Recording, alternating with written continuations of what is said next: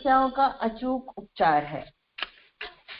खिलखिलाहटों की खनकती गूंज इन दिनों कहीं खो सी गई है। कृत्रिम सभ्यता ने मनुष्य की नींद चैन हराम करके रख दिया है। अपनी अस्त व्यस्तता में उसे किसी चीज के लिए फुर्सत नहीं है। अगर फुर्सत मिलती भी है तो फिर बस तनाव, चिंता और उद्विग्नता के लिए। इसकी परिणति यह है कि शरीर भांति भांति के रोगों से ग्रसित, मन तरह तरह के शारीरिक विकारों से व्यथित है। इंसान शारीरिक आरोग्य, मानसिक संतुलन व जीवन में सुख शांति के लिए तरह तरह के उपचार जुटा रहा है। इन सब के लिए पर्याप्त समय, धन, श्रम लुटा रहा है, लेकिन राहत के नाम पर उसे असफलताजन्य असंतोष ही पल्ले पड़ता है।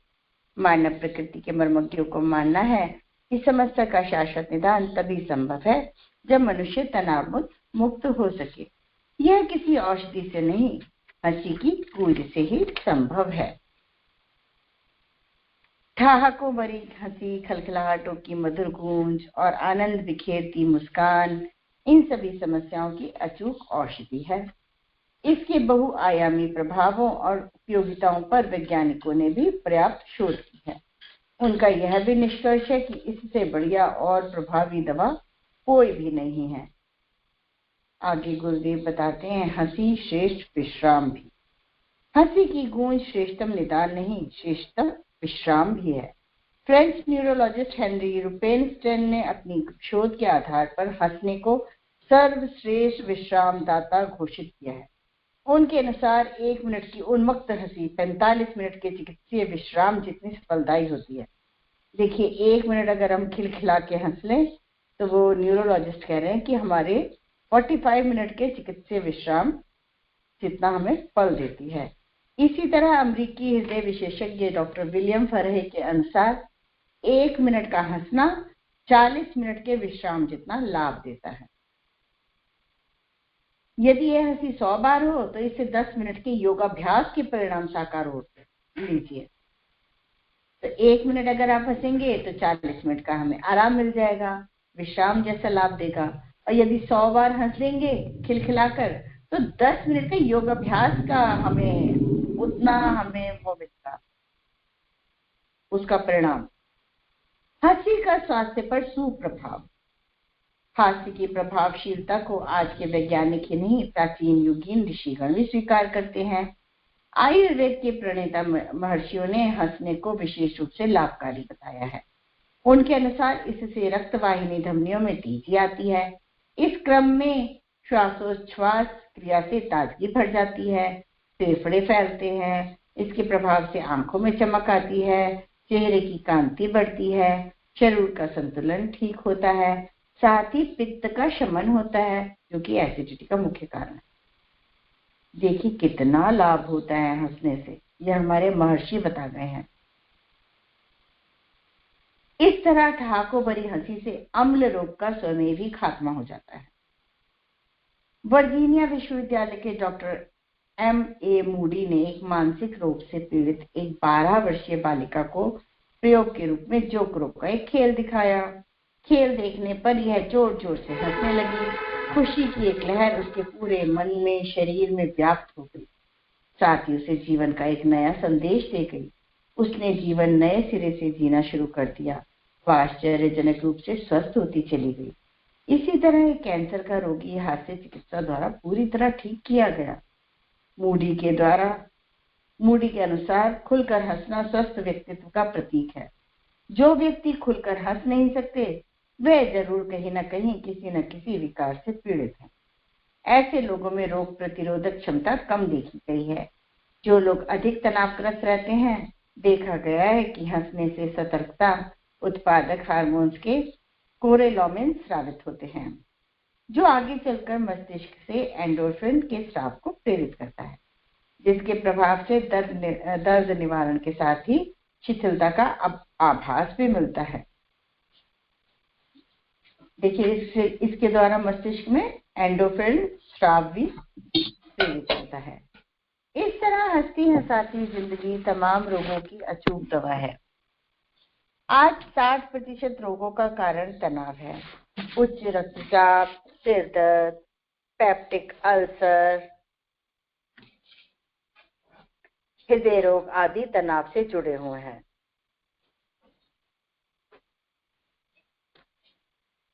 यही बात माइग्रेन के संबंध में भी है। इसका कारण मानसिक तनाव व पित्त का आधिक्य बताया गया है, जबकि हंसने से तनाव अपने आप दूर हो जाता है, पेट पर पड़ने वाला दबाव कम हो जाता है और पित्त से राहत मिलती है। हंसी की मस्ती और उससे होने वाले शरीर व मन के प्रभावों का विशेष अध्ययन डॉक्टर रॉबर्ट बोबिन ने किया है।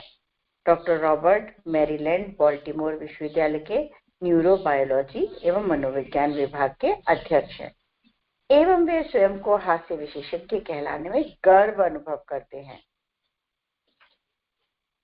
उनका कहना है कि हास्य चिकित्सा द्वारा रक्तचाप, हृदय रोग, ब्रोंकाइटिस, ब्रांकियल अस्थमा, मानसिक उत्तेजना, अनिद्रा, डिप्रेशन, हीन भावना जैसी बीमारियों को ठीक किया जाता है।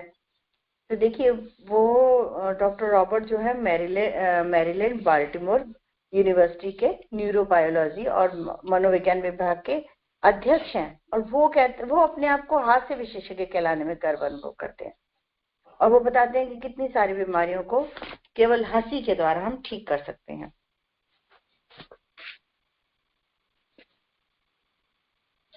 न्यूयॉर्क के डॉक्टर वोकुल का कहना था, यदि अस्पतालों में डॉक्टर व नर्स के चेहरे खिलते रहें तो रोगियों के ठीक होने की तादाद में भारी वृद्धि हो जाएगी। अमेरिका में कई अस्पतालों में लाफिंग रूम खुले हुए हैं, जहाँ चुटकुलों की किताबें, हंसी वाली फिल्मों के वीडियो। सारिका, आपका अनम्यूट कर लीजिए, आपका शायद वो है। न्यूयॉर्क के डॉक्टर वोकुल का कहना है कि यदि अस्पतालों में डॉक्टर व नर्स के चेहरे खिलते रहे तो रोगियों के ठीक होने की तादाद में भारी वृद्धि होगी। अमेरिका में कई अस्पतालों में लाफिंग रूम खुले हुए हैं, जहाँ चुटकुलों की किताबें, हंसी वाली फिल्मों के वीडियो, दूसरी हंसाने वाली सामग्री रखी जाती है। हंसने को सार्वजनिक स्तर पर प्रचारित करने के लिए मुंबई का लाफर क्लब इंटरनेशनल अपनी तरह का पहला क्लब है। इसके सदस्यों की संख्या हजारों में है और निरंतर तेजी से बढ़ती भी जा रही है। जोरों से हंसने पर वक्ष स्थल पर एक के बाद एक कई झटके लगते हैं। प्रत्येक झटके के साथ रक्त वाहिनी नलिकाओं का रक्त हृदय तक पहुंचाने के पहले मार्ग में कई जगह रुकता है। यही कारण है कि देर तक हंसते रहने से मनुष्य का चेहरा थोड़ा बहुत लाल भी हो जाता है। हास्य प्रक्रिया के बीच बीच जो श्वासोच्छ्वास की प्रक्रिया होती है, उसके कारण फेफड़ों के बाहर हवा पहुंचती है और दूषित वायु बाहर निकलती है। हंसने से भोजन शीघ्र पच जाता है। जो व्यक्ति भोजन करते समय रोता है उसकी भूख कम हो जाती है, पाचन क्रिया निष्क्रिय हो जाती है। हंसते हुए भोजन करने से जठराग्नि प्रदीप्त होती है। रस, रक्त, मांस, मज्जा, चर्बी, अस्थि, वीर्य की वृद्धि होती है। विभिन्न अनुसंधानों के बाद वैज्ञानिकों ने निष्कर्ष निकाला कि हंसने से मस्तिष्क को उत्प्रेरणा मिलती है, जिससे वहां एपिनेफ्रिन, नोरेपाइनेफ्रिन और डोपामाइन जैसे हार्मोन पैदा होते हैं। ये हार्मोन शरीर के लिए स्वास्थ्यवर्धक हैं, दर्द को कम करके वात रोगों व एलर्जी जैसे रोगों से मुक्ति दिलाते हैं। चिकित्सकों का कहना है कि हंसना एक उत्तम व्यायाम है। प्रतिदिन 4-5 किलोमीटर दौड़ने से जो व्यायाम होता है, उससे जो शारीरिक क्षमता बढ़ती है उतनी ही हंसी से बढ़ती है। हंसने से स्नायुओं को स्वतः ही व्यायाम करने का अवसर मिल जाता है, जिससे शारीरिक और मानसिक तनाव दूर होते हैं। हास्य चिकित्सा पद्धति, अब इसमें क्या बता रहे हैं गुरुदेव? इसमें गुरुदेव बताते हैं कि कैलिफोर्निया स्टेट विश्वविद्यालय के नर्सिंग विभाग के डॉक्टर रॉबिन्सन पिछले 20 वर्षों से हास्य चिकित्सा पर काम कर रहे हैं। वे कहते हैं, जब हम हंसते हैं तो हमारा तनाव, गुस्सा, संकोच सब दूर हो जाता है। हंसी मनुष्य को जीवन जीने की दृष्टि देती है। हमने देखा है कि ऑपरेशन के लिए जा रहे रोगी को यदि हम हंसाते हैं तो उसमें दर्द को सहने की क्षमता बढ़ जाती है। हंसी के लाभ को नए सिरे से महत्व देने में भारतीय डॉक्टर मदन कटारिया का नाम भी उल्लेखनीय है। मुंबई के डॉक्टर कटारिया ने 3 वर्ष पूर्व अपने 4 मित्रों के साथ के सहयोग से हसोड़ क्लब बनाया था। आज इस अजीबो गरीब थेरेपी में लोग इतनी दिलचस्पी ले रहे हैं कि अब तक लगभग 150 हसोड़ क्लब खुल चुके हैं और इसका विस्तार भारत के बाहर अन्य देशों में भी हो रहा है। फ्रांस और जर्मनी के लोग भी हसोड़ क्लब बनाने की राह पर हैं। पिछले दिनों स्विट्जरलैंड और अमेरिका के 2 सम्मेलनों में डॉक्टर कटारिया के प्रयासों को खूब सराहा गया था। डॉक्टर कटारिया ने लगभग 30 प्रकार के हास्य व्यायाम इजाद किए। उनका मानना है कि इनसे शरीर के विभिन्न अंग अवयवों का व्यायाम होता है। उनमें सिंहहास, जिसमें मुंह फाड़कर दांत निकालने पड़ते हैं, इससे मुंह की मांसपेशियों को लाभ पहुंचता है। इसी प्रकार कपोत हास में मुंह बंद करके कबूतर की तरह गुटरगु की ध्वनि निकालनी पड़ती है। हिंडोल हास में झूले की सी आवाज निकालकर हंसना होता है। लीजिए, ये है हास्य प्रक्रियाएं जो अलग अलग ढंग से बताई गई हैं। इस तरह मुस्कुराना, हंसना, खिलखिलाकर ठहाके लगाना शारीरिक मानसिक स्वास्थ्य और दीर्घायु जीवन का स्वर्णिम सूत्र है। हंसने का एक महत्वपूर्ण पक्ष है इसकी संक्रामकता। यदि हम हंसते हैं तो सारा जग हंसने लगता है।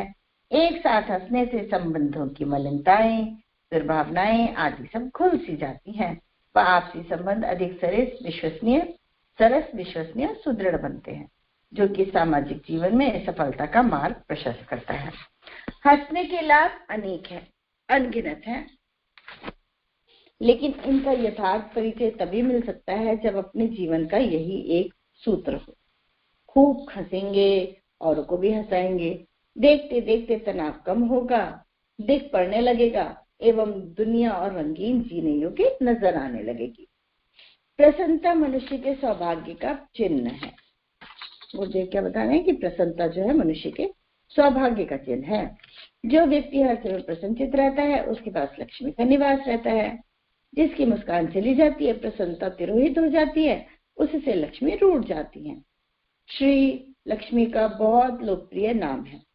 हंसने से, प्रसन्न रहने से मनुष्य के मुख पर एक श्री, एक कांति, एक तेज विराजमान रहता है जो संसार के समस्त श्रेयों को खींचकर ले आता है। प्रसन्नचित्त व्यक्ति को देखकर लोग प्रसन्न होते हैं, उसकी ओर आकर्षित होते हैं, उसकी मैत्री प्राप्त करना चाहते हैं। प्रसन्नता एक आध्यात्मिक वृत्ति है, एक दैवी चेतना है। इसका आश्रय ग्रहण करने वाले के सारे शोक संताप भाग जाते हैं। प्रमुदित मन और प्रसन्नचित व्यक्ति के पास बैठकर लोग अपना दुख दर्द भी भूल जाते हैं। दुख और संतोष, सुख और संतोष का अनुभव करते हैं। दुख दर्द कहीं दूर चला जाता है। मुदितात्मा व्यक्ति देवदूत होता है, संसार का कलश दूर करने वाला होता है। हंसी से दीर्घ जीवन। मनुष्य का जब भी हंसने का अवसर मिले खूब हंसना चाहिए। जो हंसना नहीं जानता वह जीना नहीं जानता। हंसी, मुस्कान और प्रसन्नता यौवन की आधारशिला है। जो हंस सकता है, मुस्कुरा सकता है, प्रसन्न हो सकता है, वह 80 वर्ष की अवस्था में भी नौजवान है। इसके विपरीत जो मन मलिन और उदास रहता है वह 20 वर्ष की आयु में भी बूढ़ा सा लगता है। यौवन का गुण है आकर्षण। हंसने वाले की ओर सारा संसार आकर्षित हो उठता है। रोने चीखने वाले से सबको विकर्षण रहता है। जो हर समय रोता चीखता विषाद करता रहता है वह जीवन के संजीवनी तत्व को नष्ट कर देता है, और हर समय प्रसन्न और प्रमुदित रहता है वह अमृत को ग्रहण कर लेता है। आप हंसेंगे तो संसार आपका साथ देगा, आप रोएंगे तो आप अकेले रह जाएंगे। कोई भी आपके पास बैठना नहीं चाहेगा। हास में जीवन और रुदन में मृत्यु की छाया उतनी ही अवधि की वृद्धि कर लेता है। हास्य मनुष्य का सबसे सच्चा मित्र, सेवक, साथी, सहचर सभी कुछ तो है। जो इसको अपने साथ लेकर चलता है वह जीवन में अवश्य सफल होता है। हास्य शत्रुता का शमन करता है, प्रतिकूलताओं को मित्र और क्रोध को शांत बनाता है। प्रसन्न चेतता व्यक्ति के जीवन की एक महोत्सव के समान बन जाती है, जिससे उसे क्षण क्षण उत्साह, उल्लास, आनंद की प्राप्ति होती है। अप्रसन्न और उदास खिन्न रहने वाले व्यक्ति की सारी शक्तियां शिथिल हो जाती हैं। विषादोत्पादक स्थिति में एक ऐसी तपन उत्पन्न होती है जो मानव जीवन के सारे उपयोगी तत्वों को जला डालती है। खिन्नता मानव जीवन का भीषण अभिशाप। यह जीती जागती नरक की भयानक ज्वाला की भांति मनुष्य को दीनहीन, दुखी, दरिद्र बनाकर रख देती है। जिसके चेहरे पर मुस्कान नहीं, हंसी नहीं, प्रसन्नता नहीं, कोई भी उसके पास बैठना, उसे याद करना, उसके संपर्क में रहना पसंद नहीं करता। हर आदमी उससे दूर भागता है, जिससे उसका जीवन एकाकीपन के भार से दबकर दुरूह बन जाता है। इसीलिए हमेशा हंसते मुस्कुराते रहना चाहिए। आगे गुरुदेव बताते हैं हंसी जीवन का सत्य। जीवन में जिसने प्रसन्नता का महत्व नहीं समझा, उसने मानो सौभाग्यपूर्ण अभ्युदय के द्वार ही बंद कर दिए।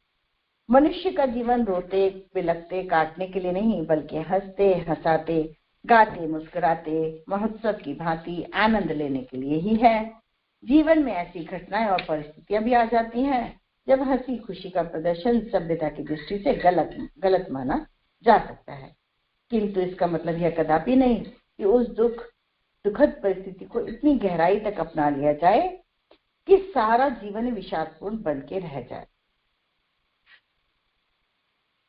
संसार के क्रम के अनुसार अनेक परिस्थितियों को मनुष्य के दो आंसू की भी आवश्यकता होती है, किंतु उनको उतने ही आंसू देने चाहिए जितने का कि अधिकार उनको है। संपूर्ण जीवन को आंसुओं के रूप में उड़ेल देना बुद्धिमानी नहीं है। आंसू मनुष्य के लिए अपवाद और हास उनके जीवन का सत्य है। यही यथार्थ है। क्या किया जाए? खिले फूल देखे हैं ना, जिस उद्यान में बेला, गुलाब के फूल अपनी सुगंध बिखेर रहे हैं, भला वहां कौन नहीं जाना चाहेगा? यदि आप चाहते हैं कि आपकी ओर ध्यान दिया जाए तो मुस्कुराइए। आप व्यापारी हो अथवा वक्ता, अध्यापक हो अथवा उपदेशक, अधिकारी हो अथवा कर्मचारी, मुस्कुराकर बात कहने से आप सामने वाले व्यक्ति को जितना प्रभावित कर सकते हैं उतना अन्य किसी उपाय से नहीं। मुस्कान में एक प्रकार का सम्मोहन होता है जिसकी समानता किसी अन्य से नहीं की जा सकती। एक पुस्तक में लिखा था, नाराज होइए तो भी मुस्कुराकर। बात विरोधाभास जैसी प्रतीत होती है, पर इसका आशय यही है कि जब क्रोध प्रकट करना अनिवार्य हो तब भी उसे भयानक न बनने दीजिए। क्रोध की भयंकरता उसे विध्वंसकारी बना देती है। कुछ अधिकारी स्तर के व्यक्ति अपने चेहरे पर अनावश्यक गंभीरता बनाए रखना प्रशासनिक सफलता का सूत्र समझते हैं। किसी विशेष परिस्थिति में यथा अपराधी से पूछताछ करते समय गंभीरता भले ही आवश्यक हो, किंतु वह हमारी आदत नहीं बननी चाहिए। याद रखिए, जो अनुशासन प्यार से किसी का हृदय जीत कर बनाया जा सकता है, वह क्रोधपूर्वक तनावग्रस्त 24 घंटे की गंभीर मुख मुद्रा से नहीं उत्पन्न किया जा सकता। इससे भय तो उत्पन्न हो सकता है, किंतु भय से उत्पन्न अनुशासन स्थायी नहीं होता। जीवन में सफलता प्राप्ति के लिए मुस्कुराइए, खिलखिलाइए। लोग हमारी बात माने, यह भी स्वस्थ रहने के लिए सहायक स्थिति होगी। कल्पना कीजिए, एक व्यक्ति घर के एक कोने पर चारपाई पर पड़ा है, कोई उसको और ध्यान नहीं देता। भोजन वस्त्रों की उसे कमी नहीं, सब कुछ समय से मिल जाता है, पर उसकी बात कोई सुनता नहीं, कोई मानता भी नहीं। ऐसा व्यक्ति क्या कभी स्वस्थ रह सकता है? अतः परिवार के सदस्यों के साथ हंसना ना भूलें। आप कितने भी व्यस्त हों, अपनी पत्नी के साथ, बच्चों के साथ हंसने खिलखिलाने का बहाना अवश्य ढूंढ लें। कुछ क्षणों का मुक्त हास्य परस्पर निकटता लाएगा, आत्मीयता के संबंधों को प्रगाढ़ बनाएगा, तनावों से मुक्ति प्रदान करके परिवार को स्वस्थ बनाए रखने का सहयोग करेगा। देखिए, गुरुदेव ने स्वस्थ रहने के में कितने सारे उसके वो बताए कि हमें लाभ होते हैं। तो अब हम सब अपने चेहरे पे एक प्यारी सी स्माइल हमेशा बना के रखेंगे और जब भी मौका लगेगा खिलखिला के हंसेंगे। प्रयास करने से ही हम आगे उसको जीवन में अपना सकते हैं। आगे गुरुदेव अब हमें बता रहे हैं अस्वास्थ्यकर परिधान एवं सौंदर्य प्रसाधन। इसमें गुरुदेव कह रहे हैं कि वेशभूषा कैसी हो। वस्त्रों की उपयोगिता मनुष्य को शील युक्त, सभ्य और शालीन दिखाने के लिए होती है। आतप शीत से बचाव की दृष्टि से भी इसका प्रयोग मनुष्य सदियों से करता आ रहा है, किंतु वस्त्रों का चयन स्थान की जलवायु, पारिवारिक परिस्थितियों को देखते हुए करना ही ठीक रहता है। अन्यथा ये ही वस्त्र फैशन और अंधानुकरण के शिकार बनकर स्वास्थ्य के लिए हानिकारक बन सकते हैं। सौम्यता और शालीनता की दृष्टि से साड़ी ब्लाउज भारत की नारियों में ही नहीं विदेशों में भी बहुत लोकप्रिय हुए हैं। महिलाओं के लिए बहुत उपयुक्त और गरिमा युक्त परिधान है। विदेशी फ्रॉक, स्कर्ट, जीन्स आदि कपड़े इनका मुकाबला नहीं कर सकते। बच्चों के कपड़े हल्के फुल्के असाधारण हो। बच्चों को लाड़ प्यार से तड़क भड़क वाले रंग बिरंगे फैशनदार कपड़े पहनाना उनके मन में फैशन के प्रति रुचि जागृत करना होता है। जो माता पिता बचपन में ही बच्चों को खूब सजा संवार कर रखते हैं, रंग बिरंगे कपड़े बनाते हैं, तरह तरह के फैशन के अनुसार कपड़े बनाते हैं, तो अपनी उसी आदत के अनुसार जब वही बालक या बालिका व्यस्त हो जाता है और नए नए फैशन के कपड़े पहनते हैं तो फिर माता पिता उसे टोकते हैं, जबकि ये सब तो उन्हीं के द्वारा आरंभ किया गया काम है। देखिए कितनी सटीक बात कही है गुरुदेव ने कि बचपन में हम लाड़ प्यार में बच्चों को पहना देते हैं कपड़े अपने फैशन के अनुसार। जब वही बच्चे बड़े हो जाते हैं, टीन एज की अवस्था में आ जाते हैं, उस समय सेम कपड़े वो पहनना चाहते हैं क्योंकि वो बचपन की आदत हो गई है उनको। तो फिर माता पिता को थोड़ा लगता है कि नहीं, अब इन्हें थोड़े सौम्यता के अनुसार सौम्य कपड़े पहनने चाहिए, गरिमा में कपड़े पहनने चाहिए। आजकल कपड़े का ढंग कुछ इस प्रकार विपरीत होता जा रहा है कि कपड़े पहनने का अर्थ अपनी लज्जा को ढकने के बजाय अनावृत करना हो गया है। महिलाएं भी फैशन परिस्थिति और आकर्षक बनने की इस होड़ में पुरुषों के पीछे नहीं रही हैं। यह बात दूसरी है कि उनके इसके लिए प्रेरणा उनके पत्नियों द्वारा ही मिलती है। वस्त्र सादे हों, स्वच्छ हों, शालीन हों, जिन्हें देखकर किसी के मन में किसी प्रकार की दुर्भावना उत्पन्न ना हो। वस्त्र ढीले डाले हों, जिनसे रोमकूपों को तेज ताजी हवा मिलती रहे, पसीना सूखता रहे, सूर्य की धूप का प्रवेश उनमें होता रहे। सूती कपड़े स्वास्थ्य के लिए बहुत ही उपयोगी होते हैं। पसीना सोखने की क्षमता उनमें पर्याप्त मात्रा में होती है, इससे शरीर पर मैल व गंदगी जमा नहीं हो पाती। आजकल रासायनिक पदार्थों के द्वारा जो वस्त्र बनाए जा रहे हैं वे इस दृष्टि से और भी ज्यादा आपत्तिजनक है। उनमें वायु जाने का गुण बिल्कुल भी नहीं है, क्योंकि वो नकली रेशम और सिंथेटिक पदार्थों के द्वारा बनाए जाते हैं। ऐसे वस्त्रों में गर्मियों में प्राय इतना पसीना आ जाता है कि तबीयत परेशान हो जाती है, घबराहट होने लगती है। रासायनिक प्रक्रियाओं से बने कपड़े बहुत ही ज्वलनशील भी होते हैं। वे जरा सी अग्नि की लौ का स्पर्श पाते आग से जल उठते हैं और फिर किसी तरह बुझाई नहीं बुझते।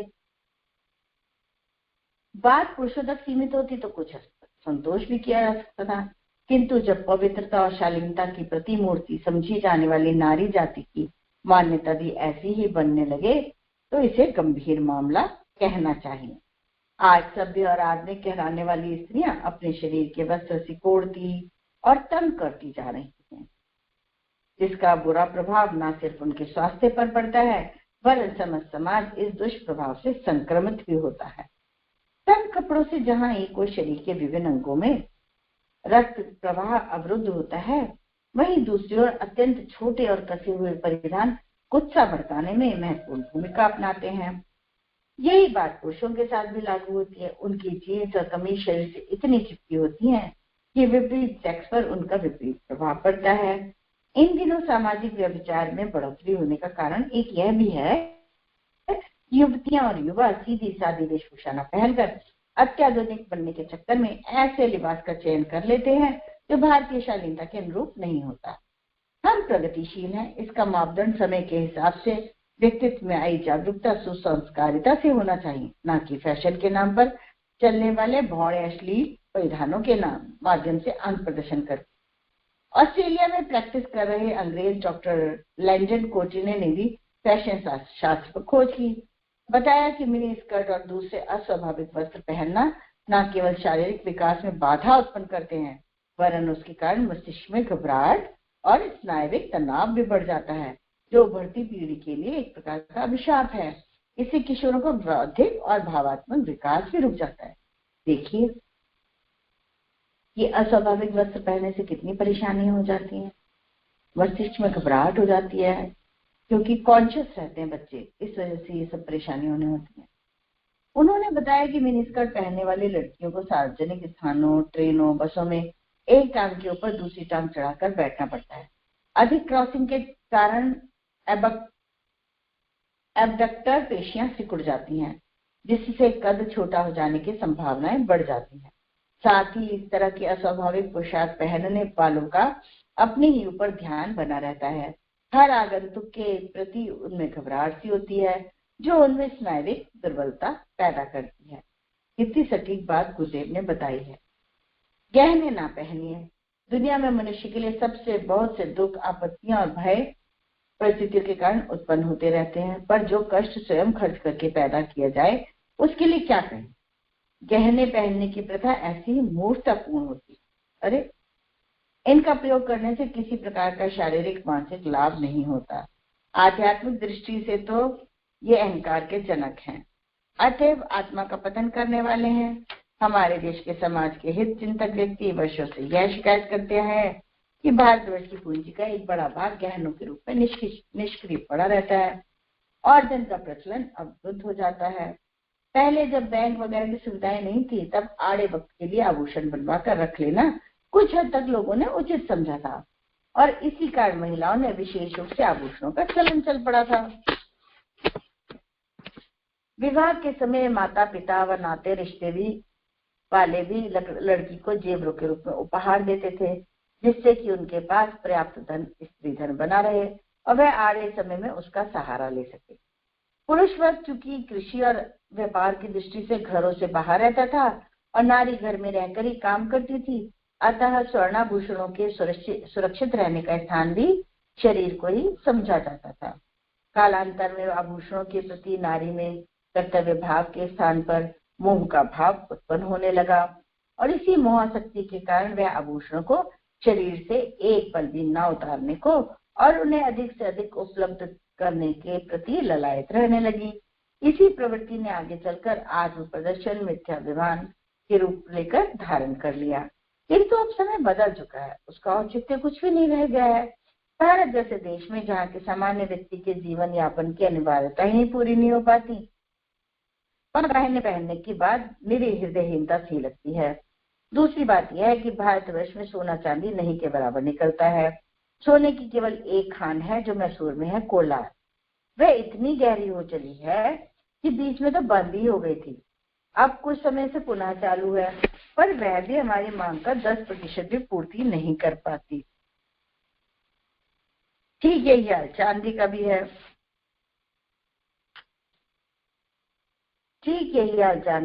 राजस्थान की जावर खान में जस्ते के साथ अल्प मात्रा में ही चांदी निकलती है। अपने शौक के लिए हमें विदेशों से सोना चांदी आयात करना पड़ता है। आवश्यकता के अनुसार पर्याप्त सोना चांदी हम मंगाने लग जाए तो देश का सारा व्यापारिक संतुलन ही बिगड़ जाएगा। अतः सरकार ने इस पर भारी ड्यूटी लगाकर इस आवक को निरुत्साहित करने का प्रयास किया, किंतु हमारी मांग तो ज्यों की त्यों है। उसे पूरी करने को लोगों ने तस्करी अपना रखी है। हमारा यह गहने पहनने का शौक अनैतिकता बढ़ाने के कारण बना हुआ है। जेवरों को हमारे समाज में प्रतिष्ठा और हैसियत का प्रतीक माना जाना सबसे बड़ा दुर्भाग्य है। कहीं शादी ब्याह में जाना है, कहीं मेहमान बनकर जाना है, तो जेवर पहनकर जाना महिलाएं शान मानती हैं, लेकिन इसमें शान जैसी कोई बात है नहीं। आर्थिक हानियों के अतिरिक्त गहने पहनने से शरीर के अंगों की सफाई ठीक से नहीं हो पाती। उन्हें उठाए उठाए चलने में कितनी शारीरिक शक्ति यूं ही नष्ट हो जाती है। चोरी लुटेरे का भय अधिक बना रहता है, कभी कभी तो जान पर बनाती है। गहने नारी की प्रतंत्रता की निशानी है। पुरुष वर्ग उन पर अधिकार जताने के लिए उन्हें बंधनों में रखता था। बाद में स्वयं भी इसकी आदि हो गई और उन्हें आभूषण मानने लगी। सौंदर्य प्रसाधनों की निरर्थकता।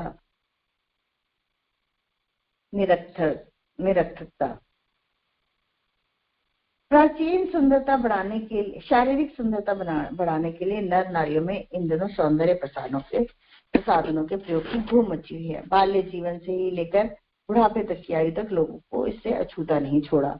Baby powder, aftershave lotion के प्रचलन को देखकर इस बात का सहज ही अनुमान लगाया जा सकता है। सौंदर्य वृद्धि के बाह्य मापदंडों को अनुसंधान करता वैज्ञानिकों ने अत्यंत हानिकारक बताया है। फिर भी न जाने कितने लोग क्यों इसका अंधाधुंध प्रयोग करते हैं।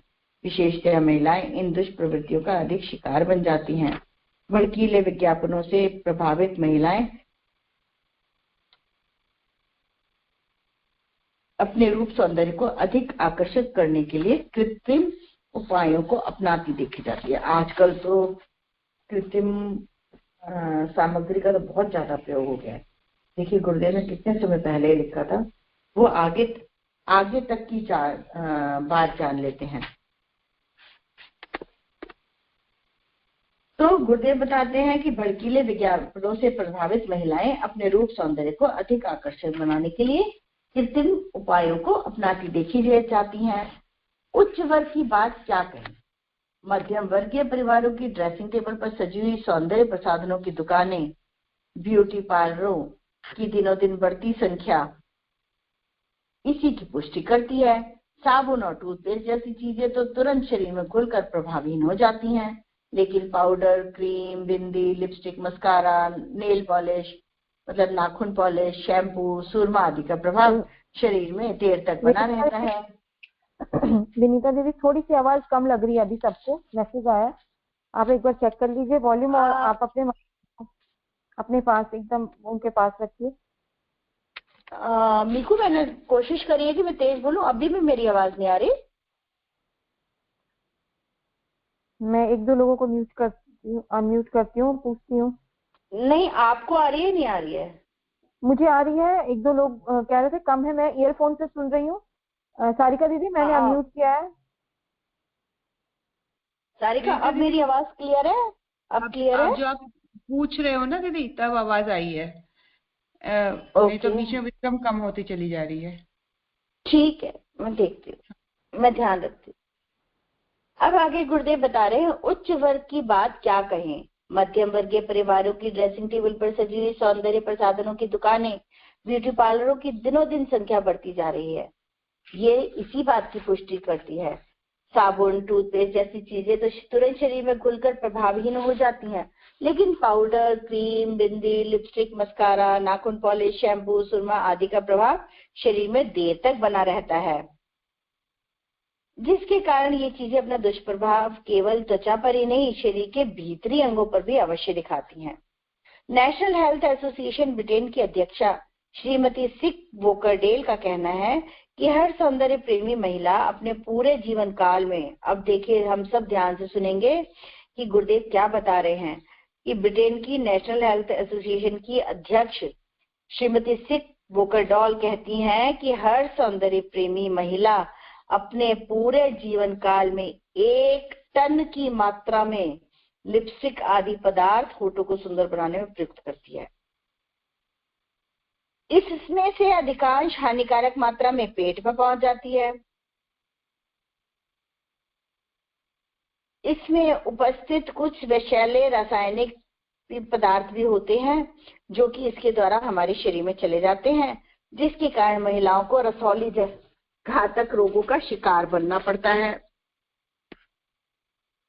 इसी तरह वैनिशिंग क्रीम में मोम, पाउडर में खड़िया तथा क्रोमियम तत्व एवं सुरमा, काजल, मस्कारा, आईलाइनर, आईशेड में कोल तार की उपस्थिति भी कम खतरनाक नहीं होती। बताइए, काजल वगैरह जो लगाते हैं, काजल, मस्कारा, लाइनर, आईशैडो, ये इसमें कोल तार होता है, गुरुदेव बता रहे हैं। अन्य खोजकर्ता वैज्ञानिकों ने भी सुरमे आदि में शीशे की उपस्थिति बताई है। इसके प्रभाव से आंखों की ज्योति में कमी तो आती ही है, साथ ही कैंसर जैसे जानलेवा रोग की संभावनाएं भी बनी रहती हैं। तो इससे हमें पता लगता है कि हमें कम से कम सौंदर्य प्रसाधनों का उपयोग नहीं करना चाहिए। ऊपर से चमक दमक वाले सौंदर्य प्रसाधन कितने खतरनाक हो सकते हैं, यह बात इन पदार्थों की गंभीरता पूर्वक वैज्ञानिक जांच परख करने के पश्चात सामने आई है। चेहरे को चमकाने में प्रयुक्त होने वाली क्रीम में विश्लेषणकर्ताओं ने पारा मिश्रण की उपस्थिति अधिक मात्रा में पाई गई है। तो जो चेहरे को चमकाने वाली क्रीम दावा करती है ना कि हम चेहरे को चमका देते हैं, शाइन आ जाएगी, उसमें पारा होता है। यही कारण है कि पिछले दिनों ताइवान में बनी 6 प्रकार की फिल्मों पर सिंगापुर, मलेशिया, हांगकांग जैसे देशों ने प्रतिबंध लगा दिया गया। मलेशिया के स्वास्थ्य मंत्रालय ने लोगों को चेतावनी दी कि इसमें आवश्यकता से अधिक मात्रा में मर्क्यूरिक अमोनियम क्लोराइड नामक जहरीला पदार्थ मिला हुआ है। इसके नियमित उपयोग से त्वचा रोग, कपकपी, यकृत रोग, हृदय रोग सहित अन्य अनेक बीमारियां हो सकती हैं। इसी प्रकार का निष्कर्ष आयरलैंड व ट्रिनिटी कॉलेज डबलिन के वैज्ञानिकों ने निकाला। पाया गया कि लिपस्टिक, आईलाइनर आदि प्रसाधनों में अप्राकृतिक रूप से सीसे की मात्रा बहुत अधिक पाई जाती है। चित्र विचित्र फैशन बनाने व रंग रोगन पोतने की अपेक्षा यही अच्छा है कि प्रकृति के सानिध्य में रहा जाए, धूप हवा को अपना काम करने दिया जाए, शुद्ध जल से शरीर और कपड़ों को धोते रहा जाए, स्वच्छता के प्रति सावधान रहा जाए, प्रकृति पर विश्वास रखना चाहिए जो फूलों को सहज ही इतना सुंदर बना देती है। वह प्रकृति प्रेमी मनुष्य को क्यों ना सुंदर बना देगी। महिलाओं, क्या आपने स्नान करने के पश्चात दर्पण में अपना मुख ध्यान पूर्वक देखा है? जो नैसर्गिक सौंदर्य, दिव्य आकर्षण, सौम्य मनमोहन सम्मोहन उसमें होता है, वह moisturiser, foundation, cream, face powder, lipstick, eyeliner, eyebrow pencil के उपयोग में कहाँ रह जाता है। आप विवाहित है तो अपने पतिदेव को उस सहज सौंदर्य का अभ्यस्त होने दीजिए, किंतु सर्वप्रथम अपने मन में अपने सहज सौंदर्य के लिए आत्मविश्वास जगाइए। उसके अभाव में आप खरीदी हुई सुंदरता की तुलना में अपनी नैसर्गिक सुंदरता को श्रेष्ठ सिद्ध नहीं कर सकती। बालू, रेत, पीली मिट्टी, चिकनी मुल्तानी मिट्टी से हाथों की, शरीर की सफाई की जाए तो वह प्रचलित कॉस्मिक सोडा युक्त साबुनों की तुलना में कहीं अधिक उपयोगी रहेगी। बाल धोने के लिए शैम्पू खरीदते फिरने की अपेक्षा सूखे आंवले को पानी में पीसकर उससे सिर धोना कहीं अच्छा है। इससे बालों की जड़ें मजबूत होंगी, बाल भी चिकने बने रहेंगे। क्या किया जाए, गुरुदेव बता रहे हैं। इतना चिंतन करने के उपरांत आवश्यक है कि इन बातों को जीवन में उतारा जाए। कृपया वेशभूषा के संबंध में बहुत सावधानी बरतें। पाश्चात्य सभ्यता का, सिनेमा टेलीविजन में पहने गए परिधानों का अंधा अनुकरण ना करें। कृपया ध्यान रखें कि आधुनिकता की होड़ में बचपन में बेटी की वेशभूषा ऐसी ना रखें जो बड़ी होने पर स्वयं को अपनी शालीनता की सीमा का अतिक्रमण करती हुई प्रतीत होने लगे। स्कर्ट पहनाना भी है तो मिनी स्कर्ट ना पहनाएं। ढीले वस्त्र स्वास्थ्य और शालीनता दोनों ही दृष्टियों से श्रेष्ठ होते हैं। परिधान किसी भी देश का हो, यदि वह अवसर के अनुकूल, सभ्यता का परिचायक और शालीनता का सार्थक है तो ग्राह्य है। आभूषण तो किसी भी दृष्टि से पहनने ही नहीं चाहिए। यदि आपके पास गहने हैं तो उनका प्रदर्शन मत करिए, उसे फिक्स डिपॉजिट के रूप में आड़े वक्त काम आने के लिए सुरक्षित रखिए। वह आपकी संपत्ति है। संपत्ति की नुमाइश करना छिछोरापन है। इससे आप चोर लुटेरों के लक्ष्य बन सकते हैं। गहने पहनकर आप में न केवल अहंकार बढ़ेगा बल्कि जिसके पास आभूषण नहीं है या आपसे कम है उनमें हीन भावना विकसित करेगी और उन्हें प्राप्त करने के लिए वे अपने पति पर दबाव डालेंगी, जिसके फलस्वरूप या तो परिवार में क्लेश पड़ेगा या फिर अपराध वृत्ति का विकास होगा। कृत्रिम रासायनिक सौंदर्य का पूरी तरह बहिष्कार करें। मेकअप के सामान का गुरुदेव बताते हैं पूर्णतः बहिष्कार कीजिए।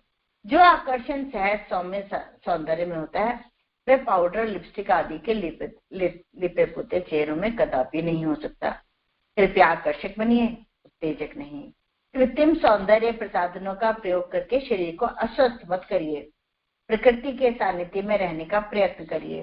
प्रकृति प्रदत्त वस्तुओं को सौंदर्य प्रसाधन के रूप में अधिक से अधिक अपनाइए। आगे गुरुदेव बताते हैं, मैं थोड़ा सा और पढ़ देती हूँ, ये बुक फिर खत्म हो जाएगी, 5-6 पेज रह गए हैं। आगे गुरुदेव बताते हैं स्वास्थ्य संवर्धन आंदोलन। पहला सुख निरोगी काया मनुष्य की आकांक्षा अनुकूल परिस्थितियों और सुविधाजनक समृद्धियों के लिए रहती है। इसके लिए प्रबल पुरुषार्थ, दूरदर्शी चिंतन, अटूट संकल्प की आवश्यकता रहती है। यह तीनों ही स्थूल सूक्ष्म कारण शरीर से बन पड़ते हैं। उन्हीं के द्वारा कठिनाइयों का निराकरण और वैभव विभूतियों की उपलब्धियों का अर्जन संभव होता है। इन क्रियाकलापों को स्वस्थ शरीर ही कर पाता है। यदि वे रुग्णता से ग्रस्त हो तो कुछ कर सकना तो दूर, पीड़ा सहते, धन खर्च करते, दूसरों का सहारा ताकते, भारभूत होकर जीने और ज्यों के त्यों जिंदगी के दिन पूरा करते हैं। इसीलिए पहला सुख निरोगी काया माना गया है। आरोग्य को ही धर्म, अर्थ, काम, मोक्ष का मूल माना गया है। मनुष्य की वही पहली प्रमुख आवश्यकता भी है। अब गुरुदेव बता रहे हैं आरोग्य का अर्थ। आरोग्य का अर्थ केवल स्थूल शरीर का रोग मुक्त होना ही नहीं, स्थूल शरीर की चिंतन, चेतना, कारण शरीर की भाव मान्यता भी सीधी और सही होनी चाहिए। ऐसी परिस्थिति में मनुष्य कुछ महत्वपूर्ण पौरुष कर सकने एवं कहने लायक सफलताएं प्राप्त कर सकने की स्थिति में होता है। इसीलिए किसी महान लक्ष्य का निर्धारण करते हुए यह भी देखना चाहिए कि कहीं अपनी क्षमता अधूरी और क्षतिग्रस्त तो नहीं है। स्थूल शरीर में गड़बड़ी होने पर ज्वर, खांसी जैसी व्यवधान उत्पन्न हो जाते हैं। सूक्ष्म शरीर मस्तिष्क में उद्विग्नता, सही चिंतन की अक्षमता, विभिन्न मनोविकारों के रूप में दृष्टिगोचर होता है। कारण शरीर के रुग्ण होने पर भावना, मान्यता, विचारना भ्रांत स्तर की हो जाती है। इन तीनों क्षेत्रों में एक भी गड़बड़ाने लगे तो व्यक्तित्व अधूरा रह जाता है। पुरातन काल में ऋषि प्रणीत चिकित्सा प्रणाली में तीनों शरीरों का इलाज एक साथ किया जाता था। गुरुदेव बताते हैं कि स्वस्थ शरीर और स्वच्छ मन दोनों का एक दूसरे से घनिष्ठ संबंध है। लोकहित की दृष्टि से जनसाधारण को बलिष्ठ निरोग बनाने के लिए परमार्थ परायणों को, सृजन शिल्पियों को निरंतर प्रयत्न करते रहना चाहिए। गुरु गोविंद सिंह जी भी एक हाथ में माला, दूसरे हाथ में भाला रखने की नीति ने प्रत्येक शिष्य सिख को बलिष्ठ और सशक्त रहने का प्रावधान बताया था। परशुराम, विश्वामित्र, द्रोणाचार्य आदि ऋषियों ने इस स्तर पर की प्रखरता स्वयं कमाई थी और दूसरों को सिखाई भी थी। योग साधनाओं में शारीरिक सामर्थ्यता के लिए आसन, मन को प्रखर बनाने के लिए प्राणायाम का, अष्टांग योग का निर्धारण भी किया गया है। अब गुरुदेव बताते हैं आरोग्य मंदिरों की स्थापना आरोग्य मंदिरों की भी होनी चाहिए। विद्या मंदिर, उपासना देवालयों से कम महत्व उन्हें नहीं मिलना चाहिए। प्राचीन काल में यह प्रबंध हर गांव में था। भले ही पाठशाला ना हो पर व्यायामशाला अवश्य होती थी। अखाड़े बने होते थे, उस्तादों की तूती बोलती थी। जो लड़का उसमें नहीं पहुंचता था उसे बचकाना, मनचला, आलसी, विलासी समझा जाता था और साथ ही उसे तिरस्कार की दृष्टि से देखते थे। तैयारों पर जगह जगह दंगल भी होते थे। कुश्ती, लाठी, गदा, तलवार आदि चलाने की शिक्षा पर उन दिनों अधिक जोर दिया जाता था। प्राचीन काल में आहार विहार का संयम भी सभी बरतते थे। आवश्यकता व्यायाम द्वारा बलिष्ठ बनने की अधिक रहती थी। इसीलिए उन दिनों की आरोग्यशालाओं का नाम व्यायामशाला ही रहता था। अब गुरुदेव बता रहे हैं चौका क्रांति की आवश्यकता। बढ़ते हुए चटोरेपन ने रसोई घर को एक प्रकार से आरोग्य अनाचार का घर बना दिया है। तले भुने मसाले की भरमार रहने की प्रक्रिया को इन दिनों पाक विद्या का गुण माना जाता है। अनाज, दाल, शाक, फल सभी के छिलके उतार के फेंक दिए जाते हैं।